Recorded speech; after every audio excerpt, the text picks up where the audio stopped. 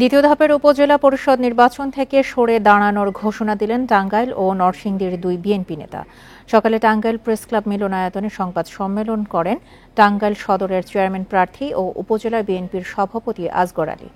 আগের নির্বাচনে ভোট ছিনিয়ে নেওয়ার অভিযোগ তুলে তিনি নির্বাচন থেকে নাম প্রত্যাহার করেন।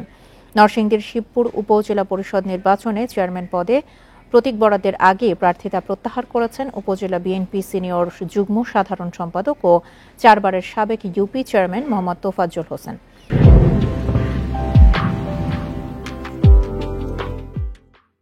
দুপুরে নরসিংদী প্রেস ক্লাব মিলনায়তনে সংবাদ সম্মেলনে তিনি জানান, দলীয় সিদ্ধান্তের প্রতি সম্মান জানাতে তিনি প্রার্থিতা প্রত্যাহার করেছেন।